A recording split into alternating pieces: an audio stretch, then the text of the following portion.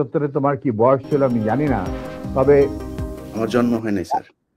হ্যাঁ, তবে ৭৫-এ যে মুজিব মুজিব নেট দুনিয়ায় এক নতুন ইতিহাসের রচনা করল মেজর ডালিম। প্রায় ৫০ বছর পর প্রবাসী সাংবাদিক ইলিয়াস হোসেনের লাইভে এসে দীর্ঘদিন আড়ালে থাকা বীর মুক্তিযোদ্ধা লেফটেন্যান্ট কর্নেল অব শফিকুল হক ডালিম বীর বিক্রম কথা বলেছেন। তিনি শেখ মুজিব সহ তার পরিবার সহ হত্যার অভিযোগে অভিযুক্ত। লাইভে ৫০ বছর পর সব প্রশ্নের উত্তর দিয়েছেন মেজর ডালিম। তিনি বাঙালি জাতীয়তাবাদের সংগ্রামে টকশোতে এক পর্যায়ে মুক্তিযুদ্ধ চলাকালীন ইতিহাস বলতে শুরু করেন মেজর ডালিম। তখন তিনি তার হাত দেখিয়ে জানান, মুক্তিযুদ্ধ চলাকালীন সময়ে আহত হয়ে বাম হাতের আঙ্গুল হারিয়েছেন তিনি। এছাড়াও তার শরীরে বেশ কয়েকটি জায়গায় জখম হয়েছিল। তিনি বলেন, আর আমি যুদ্ধের সময় ৩-৪ বার আহত হয়েছি। তার এক নির্দিষ্ট আমার হাতের অবস্থা দেখো। এটা বলে তিনি তার বাম হাত উঁচিয়ে দেখান। তখন দেখা যায় তার বাম হাতের একটি আঙ্গুল নেই। তবে ৭৫-এর হত্যাকাণ্ডের নৈপথ্যের কারণ জানতে চাইলে তিনি বিস্তারিত ইতিহাস তুলে ধরেন। মেজর ডালিম বলেন, খুবই স্পর্শকাতর প্রশ্ন।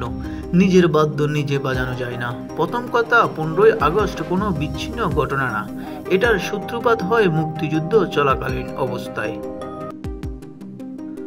মেজর ডালিম বলেন, যখন সাদ্দাবাতে চুক্তি করে নজরুল ইসলাম তাজউদ্দিনকে পারমিশন দেওয়া হলো একটা প্রফেশনাল গভর্নমেন্ট গঠন করা, তখন ৭টা ক্লজ পড়ে সাইন করার পর নজরুল ইসলাম ফিট হয়ে পড়ে গিয়েছিলেন।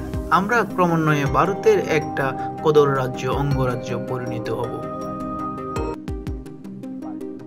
মেজর ডালিম বলেন, শেখ মুজিব তার জুলুমের মাত্রা এতটাই তীব্র করেছিল, স্বৈরাচারী আচরণের মতো, যে মানুষ তখন রবের কাছেও মুক্তি চাচ্ছিল তার জুলুমের অবসানের জন্য।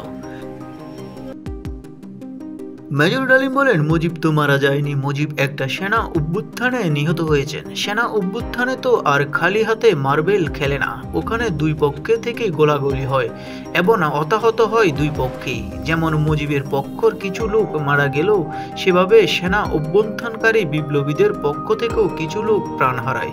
এটাই বাস্তবতা। কিন্তু বিপ্লবীরা বিজয় হয়ে গেলেও তার ক্ষমতা নিজের হাতে নিয়ে নিল। তিনি বলেন, মুজিবের মৃত্যুর খবর জানার পর আর বাকশালের পতনের খবর জানার পর শহর বন্দরে গ্রামের লাখো লাখো মানুষ আনন্দ মিছিল বের করল।